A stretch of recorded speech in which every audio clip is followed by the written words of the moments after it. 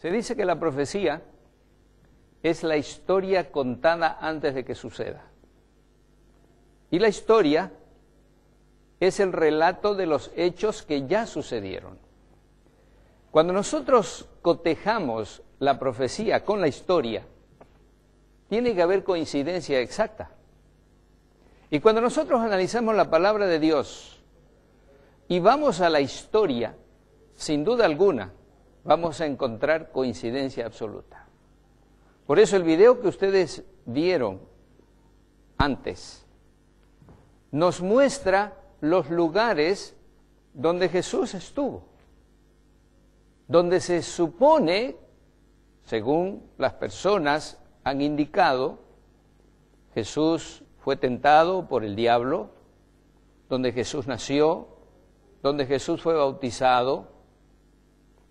Todas estas cosas que hemos visto y que veremos nos muestran que la historia confirma la profecía.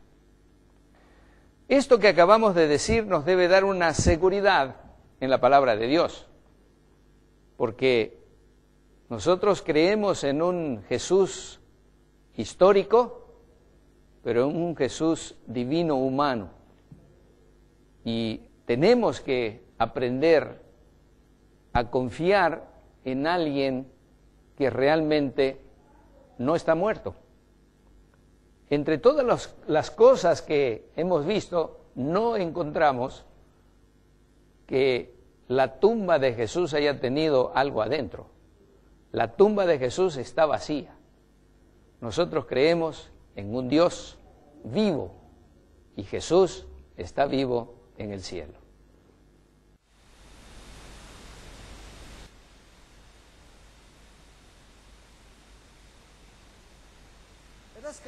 Vamos a la ciudad de Capernaum, la cual es conocida como la ciudad de Jesús. Este aquí es un lugar muy famoso.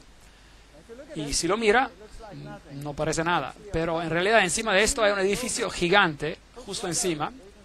Allí puede ver algunos de los pilares de cemento y el piso de cemento. ¿Y qué es esto?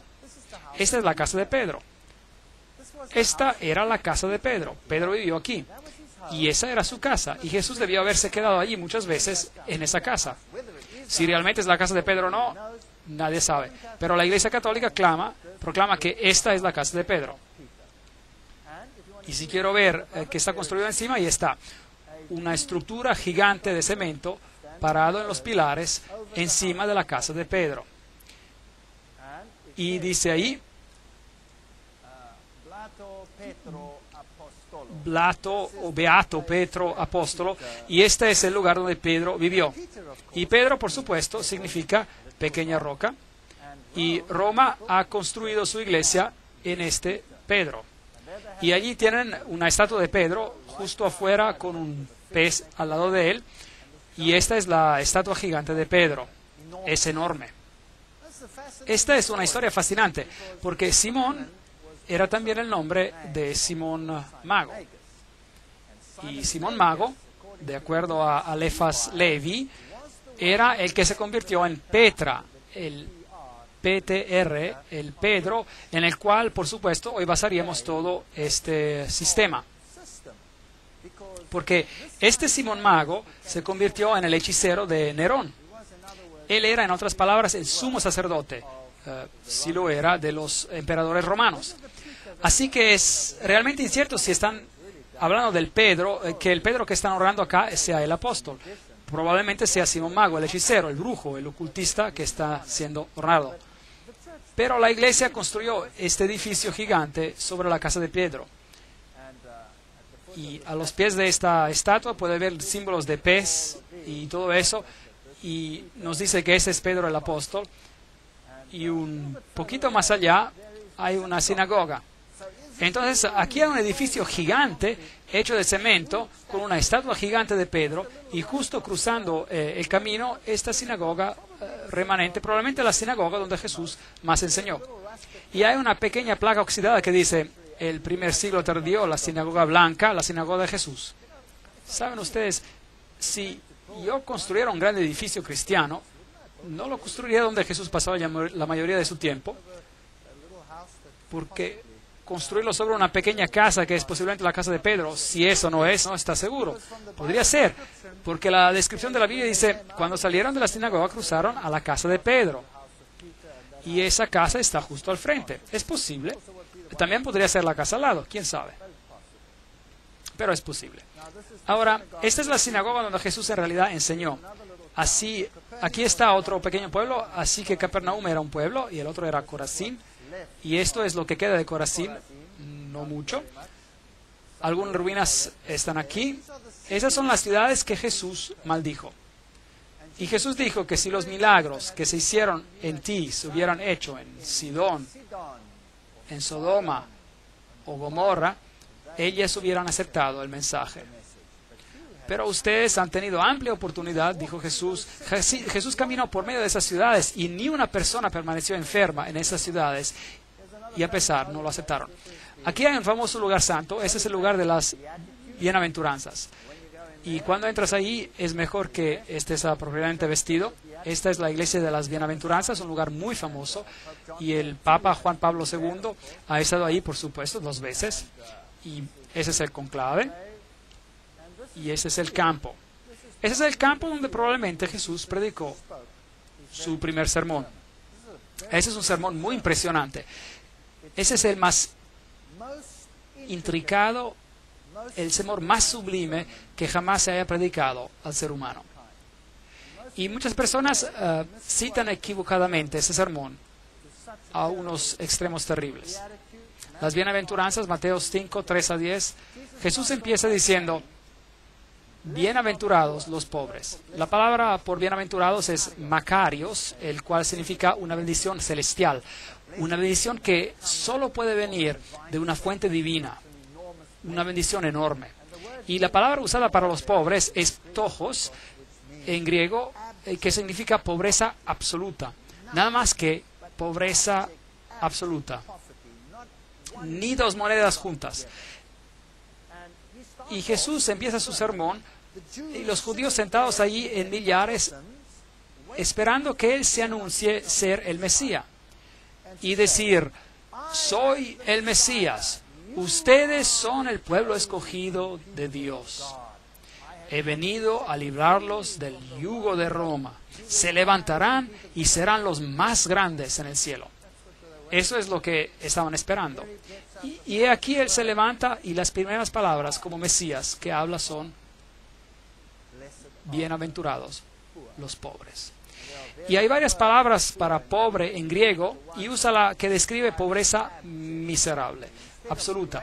En vez de grandeza y riquezas y maravillas y cualquier adjetivo que se les pueda dar, deben ser pobres en espíritu, porque de tales es el reino de los cielos. Y la segunda bienaventuranza era, bienaventurados los que lloran. Querían regocijarse, no querían llorar.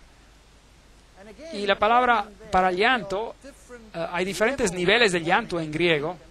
Y la palabra en griego es penseo, lo cual significa dolor absoluto, el dolor que puedes tener por la pérdida de un hijo único, ese tipo de dolor. Bienaventurados los que lloran, porque recibirán consolación.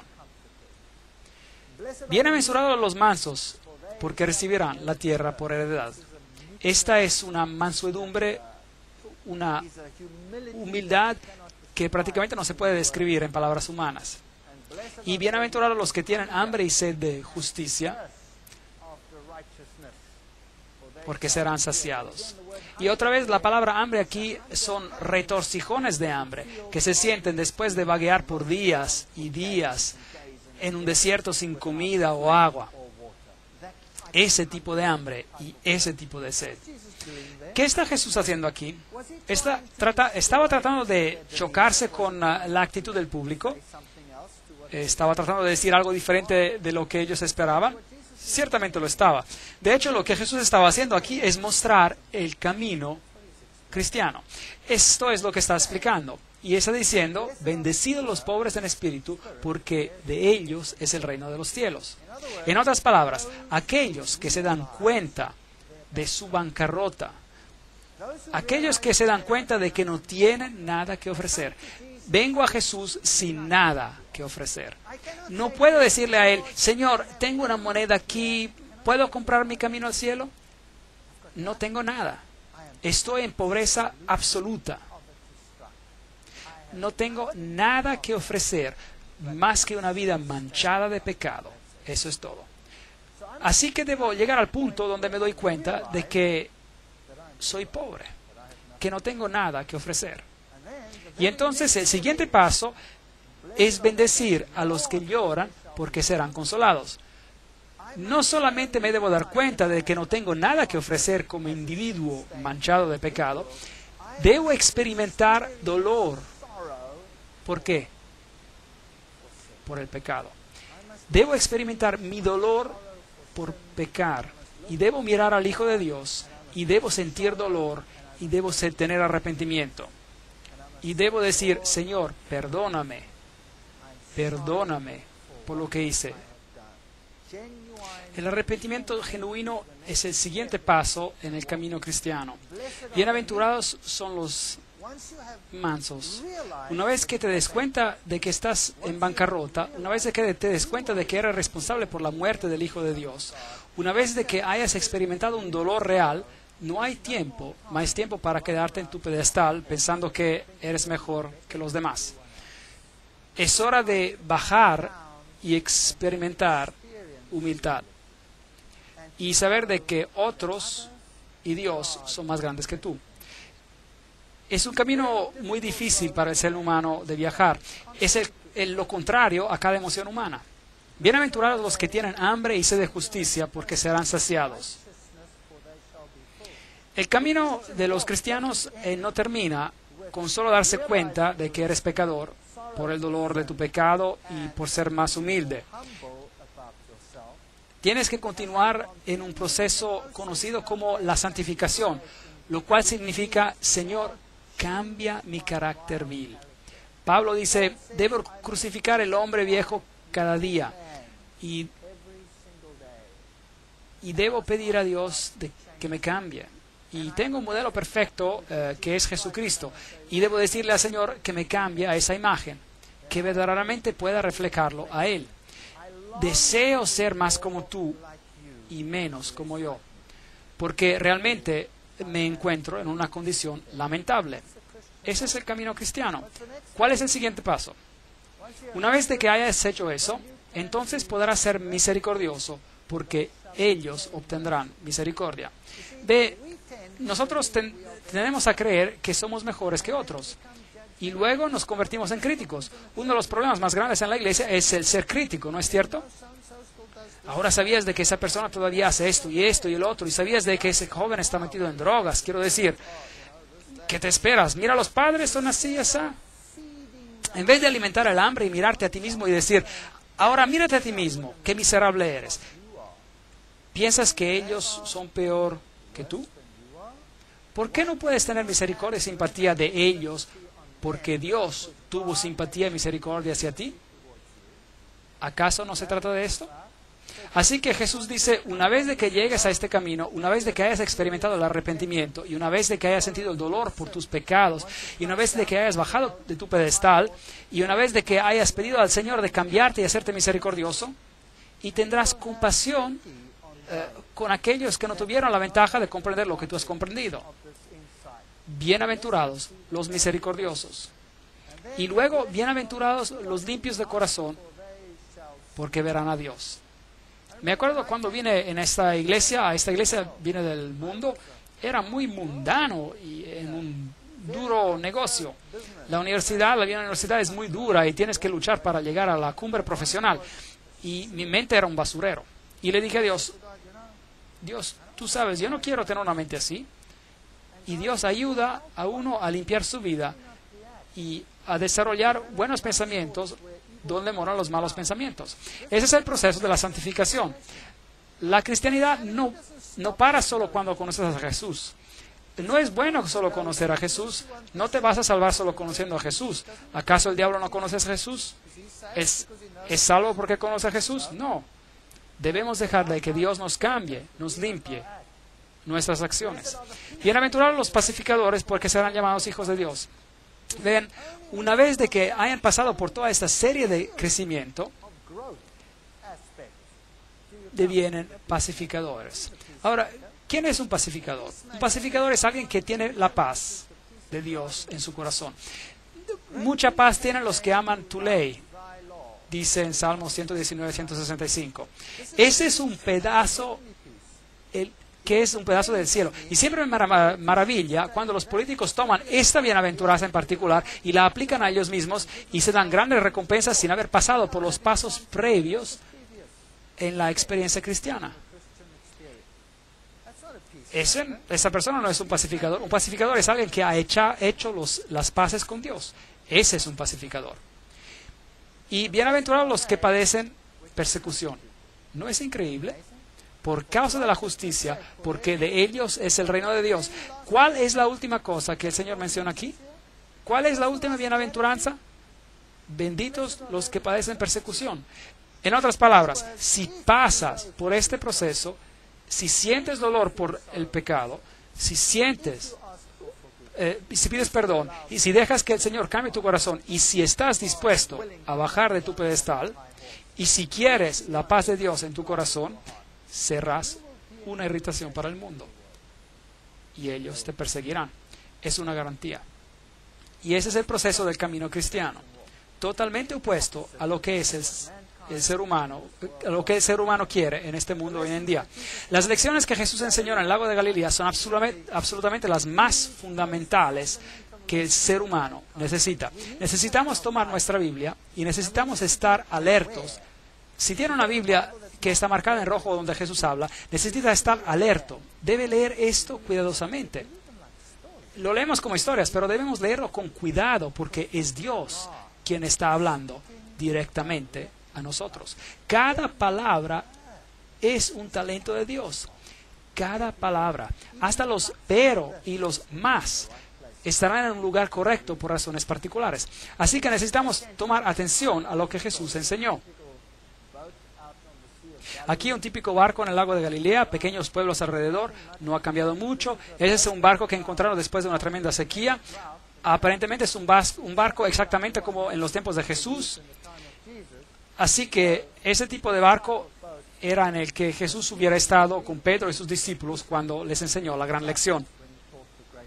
Tomen sus Biblias otra vez y lean las palabras de Jesús diciéndose a sí mismos, este es Dios que me está hablando. Hay poder en esa palabra. Aquí está la tumba de Lázaro. Aquí es donde Lázaro se echó. Es una tumba muy oscura, por supuesto. Hoy en día es un lugar santo. Pero imagínense que aquí Jesús llamó a un hombre todavía en paños fuera de la tumba, probando que Él es la resurrección y la vida. Y Él hizo esto justo antes de ir a Jerusalén. en el acto final de la obra de su vida. Y mientras se acercaba a Jerusalén, puede imaginarse lo que pasaba por su mente. Esta es la ciudad de Jerusalén y las varias puertas de la ciudad antigua todavía están ahí. Y mientras baja esta colina, construyeron aquí una pequeña iglesia de las lágrimas, se llama. Está construida como una gota de lágrimas. Y si entra en la iglesia de las lágrimas, tiene esta pequeña luz encima.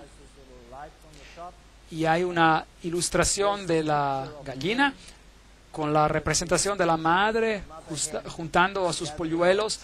Porque Jesús dijo, Jerusalén, Jerusalén, ¿cuántas veces he querido juntarte como una madre gallina junta a sus polluelos, pero no quisiste? Las palabras famosas de Jesús, Jerusalén, Jerusalén, que matas a tus profetas y los apedreas a los que te mando. ¿Cuántas veces he juntado a tus hijos como la gallina junta a sus polluelos bajo sus alas y no quisiste? Nada ha cambiado, el mundo es exactamente lo mismo. Y en el sitio donde estaba el templo, hoy está la mezquita de la roca. Es interesante aquí algo de la arquitectura. Esta aquí es la puerta hacia Damasco.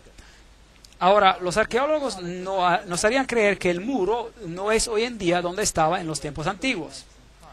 Esto es muy importante, porque los católicos tienen el Gólgota dentro de los muros. Y la Biblia dice que Jesús fue crucificado ¿dónde? Afuera de los muros. Ahora, eso es muy importante. ¿Dónde fue Jesús crucificado? ¿En el Gólgota católico o en el otro Gólgota fuera de la ciudad?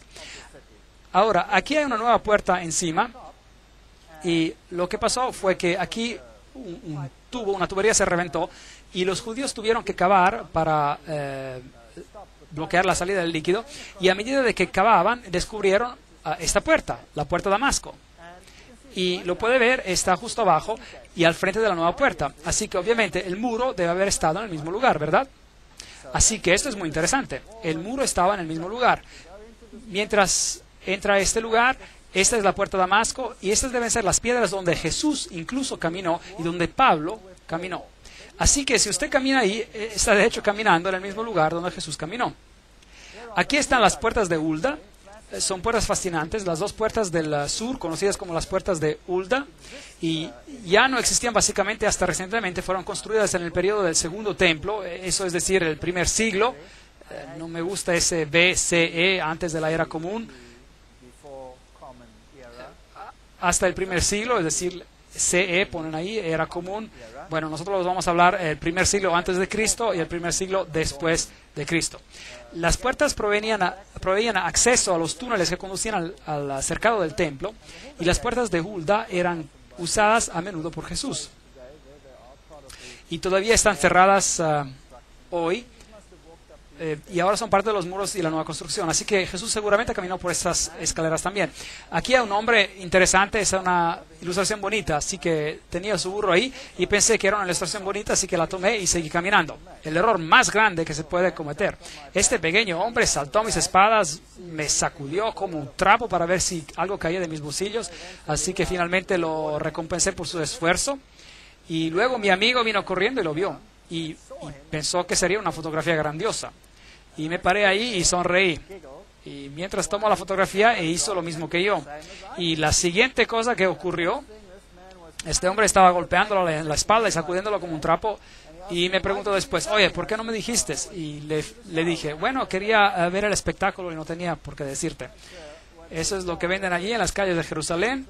Ese es un vendedor de algarrobo. Tiene una jarra grande en la espalda con un jugo de algarrobo y cuando se agacha puedes tomar uno de esos vasos y tomar de ellos. Y ese es el sector judío, muy diferente. Y un moledor viejo ahí, tiendas, pequeños niños judíos, muchas contiendas en este país. Esta es la vieja ciudad de David. Aquí es donde cortaron a Isaías, el profeta, en dos. ¿Puede imaginar cerrando a alguien vivo en dos? ¡Qué gente más cruel! Esta es la iglesia o la construcción que fue construida sobre lo que es el gran cenáculo de la última cena, como ellos dicen. Y este aquí es el Getsemaní. Y si va a Getsemaní, tiene que escoger cuál, porque hay dos. Este de aquí es el Getsemaní ortodoxo, construyeron esta iglesia ortodoxa gigante encima de él. Y justo al lado, un poquito más alejado, está el Getsemaní católico, afuera donde hay árboles gigantes de olivo, en el Monte de los Olivos, donde Jesús fue a orar.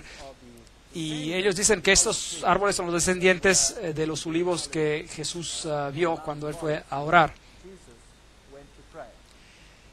Y se acuerda de que Jesús ahí dijo: mi alma está triste hasta la muerte. Quedaos aquí y velad conmigo.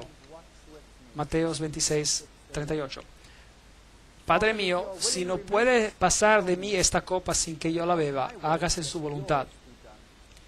Entonces se le apareció un ángel del cielo para fortalecerlo, y lleno de angustia oraba más intensamente, y era en su sudor como grandes gotas de sangre que caían hasta la tierra. Lucas 22, 43. Hay muchas críticas hoy en día acerca de la película, por ejemplo, la película llamada La Pasión de Cristo. No lo encuentro un nombre muy bonito para mí, pero sin embargo representa el sufrimiento de Jesús, como si no fuera bíblico. De hecho, probablemente lo que hicieron ver no fue suficiente. El sufrimiento que representaron fue en realidad mucho más. No he visto la película, pero he leído suficientemente acerca de ella, y les puedo decir que Jesús sufrió tremendamente, y la historia bíblica está muy, digamos, dispersa, y tenemos que tomarla pedazo por pedazo, y tenemos que componerla junta, digamos, y tenemos que leer la historia también a nivel histórico para probablemente ver lo que le pasó a él. ¿Qué le pasó a Jesús en el jardín? Fue que él tenía tanta ansiedad que sus vasos capilares de su piel reventaron. Ahora, esta es una condición médica que ocurre algunas veces hoy en día, y es muy, muy rara vez que alguien sobreviva a esta condición. El estrés y el trauma son tan grandes cuando los vasos capilares revientan por ansiedad que esas personas mueren. Así que lo que debió haber pasado aquí es exactamente la misma cosa, y Jesús pudo haber muerto aquí. Pero un ángel apareció del cielo y lo fortaleció para lo que estaba por acontecer. La Biblia nos dice que esa noche los discípulos lo abandonaron y huyeron. Marcos 14, 15. Cada uno lo abandonó. Este es el Getsemaní católico. Y aquí hay nuevamente la roca famosa donde dicen que él oró y donde las gotas de sangre se derramaron. Ahora, debe recordar que el paganismo está loco por las rocas. Tienen lugares famosos, cuevas famosas, rocas famosas. Las rocas formaban una parte muy importante en el paganismo. Pero otra vez, en las historias de la Biblia, los patriarcas también hicieron altares de rocas, pero no adoraban a las rocas, ellos adoraban a Dios. Y usaban las rocas como altares para sacrificios a Dios, el cual era un tipo de sacrificio de Jesús. Es una historia totalmente diferente. Así que aquí está una roca santa, aparentemente donde tomaron a Jesús cautivo. Y esas deben ser las gradas por donde lo llevaron, porque esas suben al templo de Caifás. Bueno, si así les gusta llamarlo, pero no es su templo, es un palacio. Y aquí hay una representación a su lado, como Jesús fue llevado por estas gradas. Si fue llevado con cuerdas, la Biblia no lo menciona. Hoy esta iglesia romana católica ha sido construida en ese lugar, y probablemente este es un lugar arqueológicamente correcto. Y aquí estaba el asiento del sumo sacerdote. Y ese año era Caifás. Ahora, aquí hay una confusión en la Biblia, porque cuando lo trajeron a Jesús, lo llevaron a Anás. Ahora, Anás era el suegro de Caifás, y él era, o había sido el sumo sacerdote previo. Y como la nómina de los sumos sacerdotes se quedaba en la familia, el sumo sacerdote del previo año, el más viejo, era todavía honrado como el sumo sacerdote, aunque él no estaba ya como sumo sacerdote. Así que por eso la Biblia es muchas veces criticada por sus descripciones, pero su descripción está correcta. Y también algunas de las críticas dicen que nadie como Caifás jamás existió. Bueno, finalmente encontraron su mismo sarcófago con el nombre de Caifás, el sumo sacerdote. Así que esto es histórico también. Entonces, si miramos a los juicios de Jesús, la Biblia de hecho menciona 7 juicios de Jesús, lo cual es fascinante porque el número 7 es el número de Dios. Y uno no se puede dar cuenta casualmente al leer los evangelios. Tiene que leer los 4 evangelios y tiene que asociar los acontecimientos en los evangelios muy cuidadosamente, porque no todos los juicios de Jesús se mencionan en todos los evangelios. Algunos evangelios se concentran en Pilato, otros evangelios se concentran en el juicio de Herodes. Jesús fue primero llevado a Anás, y allí tuvieron un juicio delante de Anás. Y fue allí donde el siervo de Anás golpeó a Jesús en el rostro, porque Caifás le preguntó acerca de lo que estaba haciendo, o lo interrogó, digamos, acerca de lo que estaba haciendo. Y Jesús dijo, no hice nada en secreto. Pregunta a estos lo que yo dije, porque yo siempre he predicado en las sinagogas. Y el siervo de Anás lo golpeó en la cara, y entonces ese fue el primer juicio de Jesús. Luego lo llevaron con Anás al sumo sacerdote de ese año, el cual era Caifás. Así que Anás y Caifás debieron haber tenido otro juicio con Jesús. De allí fueron al juicio de la noche. Así que tuvieron un juicio de noche. Y la Biblia nos dice que Jesús fue bajado a un hoyo. Proféticamente en el libro de Salmos se menciona. Y luego tuvieron un juicio en la mañana, porque de acuerdo con su ley era ilegal tener un juicio de noche y tenían que tenerlo cuando el sol levantaba.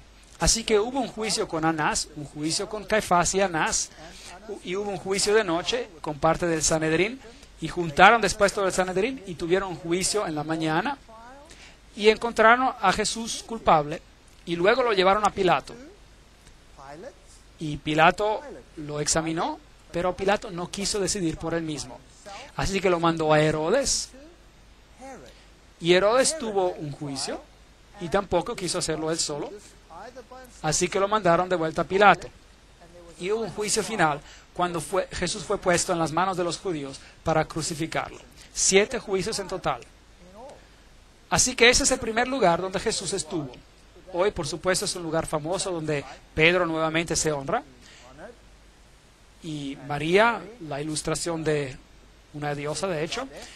Un camino a la capilla del pesebre, la capilla del bendito sacramento, el patio, las santas gradas, el hoyo sagrado. Allá abajo era donde los prisioneros se encarcelaban cuando había un juicio de noche. Y aquí están los huecos de las rocas. Entonces normalmente lo que pasaba es que sus brazos estaban puestos aquí y las manos pasaban por aquí encima y la otra por aquí y luego lo ataban por aquí. Y allí colgaba con su frente mirando al frente. Así, ahora, si los judíos encontraban a alguien culpable, tenían el derecho de poner un castigo. Pero el castigo capital, digamos, la pena capital, estaba bajo la ley romana y no se les permitía condenar a alguien a muerte. Tenían que conseguir permiso de los romanos y entonces había una ley romana. Pero sí se les permitía dar castigos. Si encontraban a alguien culpable, podían darle 13 latigazos a un lado y 13 latigazos al frente. Entonces encontraron a Jesús culpable y la Biblia no lo reporta, pero es posible que le hayan dado 26 latigazos de frente. Es posible, aunque la Biblia no lo menciona. Y aquí hay un hoyo donde bajarían a una persona y los bajaban desnudos. Y aquí están unas cruces bizantinas que en las paredes de aquí, mostrando que los primeros cristianos reconocieron a esto como un lugar. Y se bajaría la persona en este hoyo y, en otras palabras, te bajarían y luego estarías en este calabozo en la oscuridad total. Y Salmos nos dice que me bajaron en el hoyo y así que esto debió ser lo que pasó a Jesús mientras esperaba ahí a través de la noche por el juicio de la mañana para ser convocado. Hoy puede entrar al hoyo por aquí y puede observarlo. Entonces de ahí después hubo el juicio de la mañana y después él fue llevado a Pilato, donde fue puesto en esta prisión mientras esperaba por el juicio. Y así es como se ve aquí abajo. Y luego fue encontrado inocente por Pilato. Pilato no quiso sentenciarlo a muerte. Así que lo envió a Herodes, se burlaron de él, le dieron su capa. La Biblia dice que le rasgaron su barba, lo golpearon en la cara, le decían que profetizara quienes los estaban golpeando, y él fue muy maltratado en esa ocasión. Ese es el piso donde Pilato finalmente lo sentenció. Aquí se pueden ver los juegos romanos en el suelo, y aquí es donde Pilato dijo las famosas palabras, ecce homo, miren al hombre. Y él estaba allí con una corona de espinas en su cabeza y había sido golpeado. De hecho, Pilato, la Biblia dice en su primer juicio que con Pilato lo habían golpeado para ganar la simpatía de los judíos. Esa es una cosa muy cobarde de hacer. Ahora, los látigos romanos consistían en 40 látigos menos uno. Entonces lo ataron a un pilar y luego lo golpearon con 40 látigos menos uno. Y el látigo que usaron tenía un número de cuerdas y tenía pedazos de piedra o de metal al cabo de ellas. Y de hecho, muchas de las personas quienes eran sentenciadas a esos latigazos morían de los latigazos, solo a causa de los látigos, porque los látigos penetraban y abrían la piel, rasgaban la carne abierta, y la historia nos dice que las personas que fueron golpeadas con esos látigos, a veces sus entrañas les colgaban, solo a causa de los latigazos. Así que ese era un tremendo castigo. Y luego, por supuesto, otra posibilidad es que lo latigaron 2 veces. Porque cuando fue sentenciado culpable al final y sentenciado a ser crucificado, entonces se te latigaba otra vez antes de ser crucificado. La Biblia no nos dice si fue latigado en 2 ocasiones, pero es posible de que haya pasado. Ahora, ellos también reclaman de que Pilatos no existió. Bueno, aquí hay una inscripción actual que fue encontrada, la inscripción de Pontius Pilatus, la cual categóricamente indica que él era el procurador en los tiempos de Tiberio. Así que bíblicamente y arqueológicamente no hay manera de que la historia bíblica sea negada. Así que algunos representan que el latigazo ocurrió de esta manera. Otros lo representan como siendo agachado sobre un pilar horizontal y lo latigaron de esa manera. La Biblia también dice que cuando le pusieron la corona de espinas y cuando pusieron una vara en su mano, que tomaron la vara y lo golpearon sobre la cabeza con ella. Pero el verbo griego usado nos dice que lo golpearon una y otra vez y otra vez. Así que el sufrimiento de Jesús fue enorme. La Biblia incluso representa que lo hirieron y que la herida era una gran herida. Una grande herida de arriba a abajo. Así que Jesús sufrió como ningún otro hombre ha sufrido por alguien o por ningún acto o por cualquier acto criminal en la historia de la humanidad. Y si Dios no hubiera mandado a un ángel para fortalecerlo, no lo hubiera logrado. Y por eso, cuando Él estaba en esa cruz, todavía perdonó a los que ejecutaban la sentencia. Y la razón por la cual Él murió tan rápidamente, mientras otros que colgaban ahí por más tiempo se les tuvo que quebrar sus piernas. Porque esa era la manera que ellos tenían de asegurarse de que se quedaran esas personas en la cruz y no se bajaran. Vea, si ellos se hubiesen quedado en la cruz en el sábado, en el día viernes, es decir, y no hubiesen morido ese viernes, entonces les rompieron las piernas, porque si no, en el día de sábado hubieran podido bajar de la cruz y eso hubiera sido un desastre porque nadie los hubiera podido agarrar el sábado. Así que una historia horrible en esos tiempos antiguos. Y luego dice la Biblia, lo llevaron a Golgotá. Y ahora esa es la calle famosa, la Vía Dolorosa, donde debió haber pasado. Y de acuerdo con la Biblia, él fue llevado afuera de la ciudad. Y eso significa que él debió haber bajado por esta calle y salió afuera de esta puerta que se llamaba la salida de las ovejas. Y debió haber subido allí. Y eso tendría sentido, porque la puerta de las ovejas es donde los sacrificios se llevaban afuera de la ciudad para ser quemados. Si usted tiene la opinión católica, bueno, entonces él debió haber subido las gradas para entrar al Gólgota. Los llevaré a ambos sitios y les mostraré ambos sitios. Y la Biblia dice que él llevó su cruz, pero que se cayó bajo ella y entonces tuvo que ser ayudado y alguien tuvo que tomar su lugar. Esta es la famosa Vía Dolorosa. Al subir pasamos por aquí, caminando por el túnel que es conocido como el túnel de Ezequías, donde tuvimos una mala experiencia, donde nos apedrearon. Y aquí es el famoso sepulcro católico, o la iglesia famosa, donde reclaman ser el Golgotá. Ahora, afortunadamente para los católicos romanos, todo encaja en una iglesia. el lugar donde la cruz se encontraba, más el lugar donde está el sepulcro. Todo en una iglesia, muy conveniente para los peregrinos. En el lado de aquí tienen una plaqueta, tienen granadas y pomelos. Las granadas y los pomelos exactamente como lo tenían en los templos de Baal, exactamente lo mismo. Muy interesante las anomalías paganas en este lugar. Cuando entra a esta Gólgota católica tiene varias urnas colgando con las sales santas. Tiene de nuevo la famosa piedra. Aquí está un hombre besando esta piedra. Esta piedra de aquí es donde ellos aparentemente dejaron el cuerpo después de que lo bajaron de la cruz. Y aquí está el famoso sepulcro donde se entra. Esto es donde fue enterrado, o así se supone, y así que ese es un lugar santo. Si entra allí y paga al sacerdote y él te bendice, tienes una absolución de un número de meses. Un lugar muy pequeñito, y la Biblia dice que había una piedra gigante rodada enfrente del lugar. Aquí, este lugar es muy pequeñito, es una iglesia que dicen ser el sepulcro. Así es como se ve.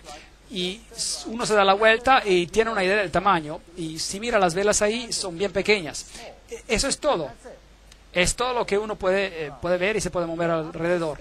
Y si sube las gradas a la iglesia, entonces se llega a un lugar donde las personas están bien reverentes. Y allí es donde el Gólgota estaba. Y tiene todas esas estatuas de Jesús y María y las mujeres alrededor y mucho oro, plata y brillo. Y hay un lugar justo allá donde se encontraba la cruz.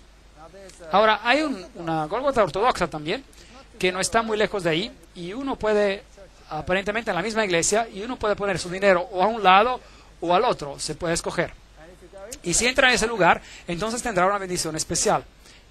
Es algo que una persona no tiene que perder, así que mi amigo y yo nos fuimos ahí a ver qué era.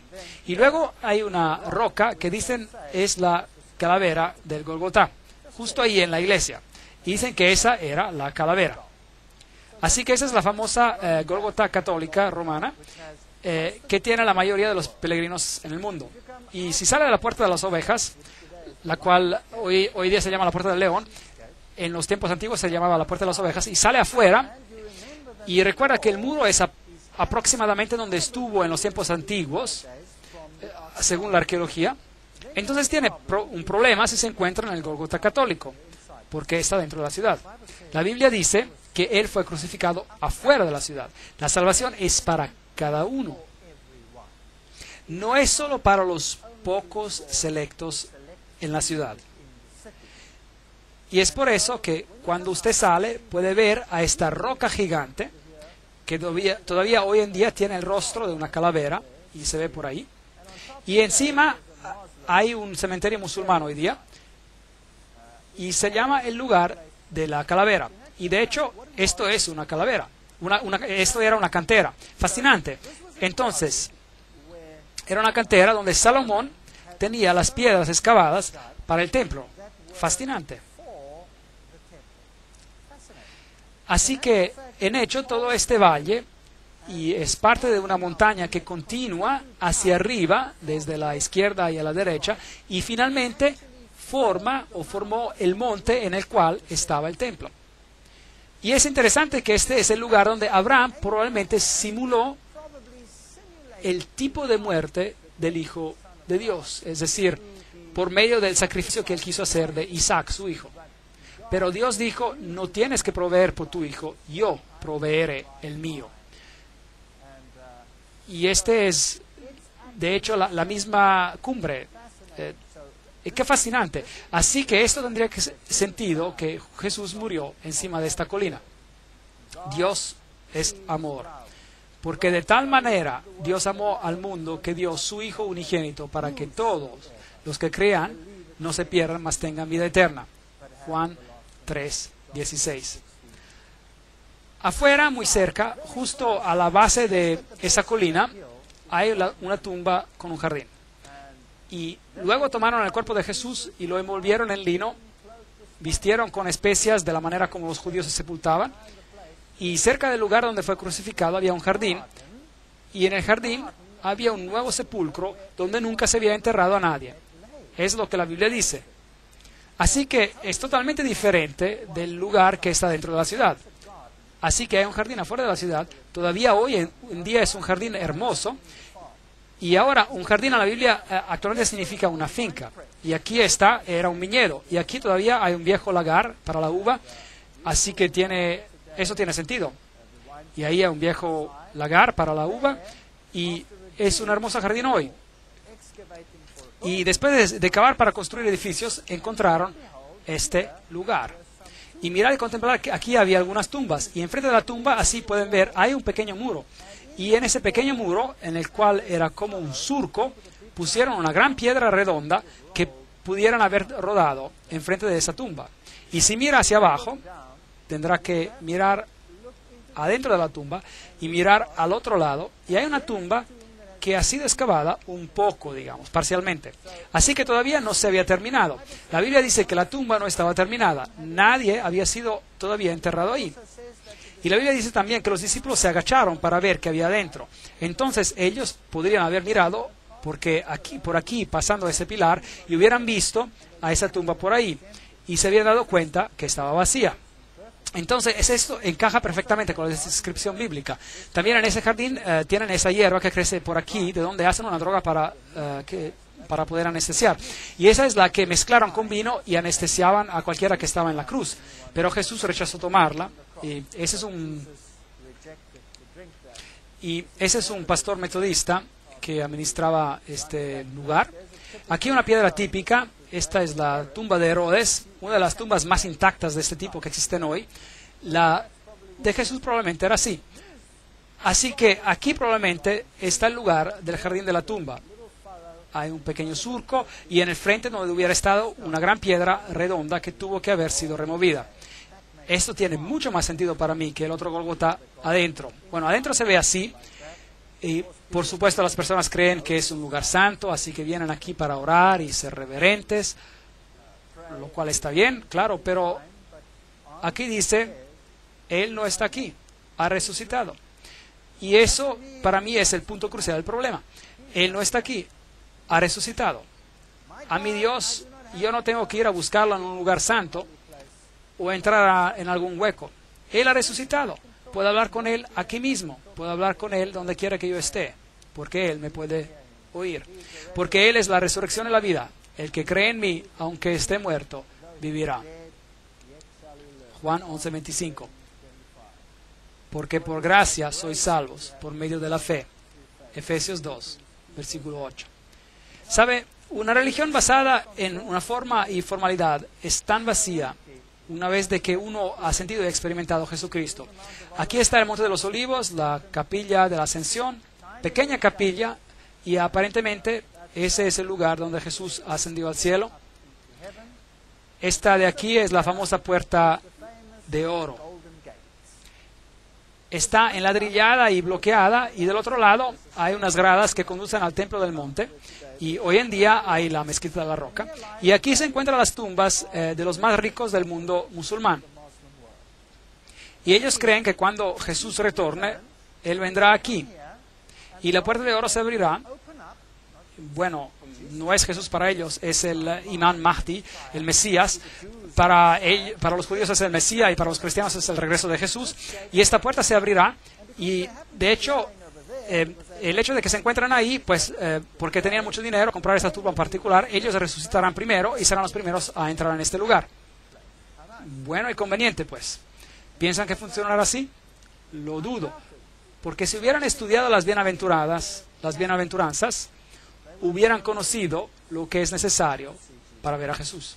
Necesitamos sentir pena por nuestros pecados, tenemos que arrepentirnos, tenemos que lamentar y tenemos que pedir a Jesús que nos cambie, tenemos que volver en armonía con Él y a sus principios, y luego no necesitamos esa puerta, tenemos otra puerta.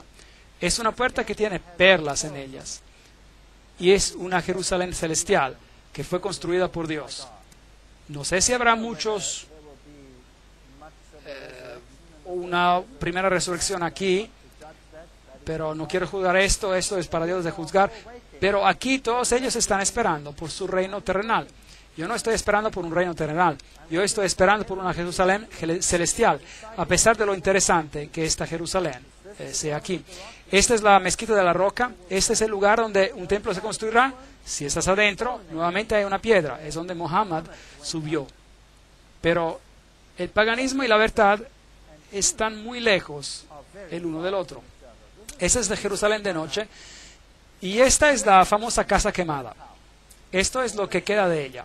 En los años 70 después de Cristo, los romanos vinieron y destruyeron a Jerusalén y la quemaron. Y ese es un símbolo de la destrucción que tendrá este mundo cuando Dios retorne. Podemos ser parte de la casa quemada o podemos ser parte del reino de Dios. Esa es nuestra decisión. Y la única solución para eso es: aquel que tiene el Hijo tiene vida. Y aquel que no tiene el Hijo de Dios no tiene vida. Estas cosas he escrito en ti. Creed en el nombre del Hijo de Dios y sabrás que tendrás vida eterna. 1 Juan 5, 12 a 13.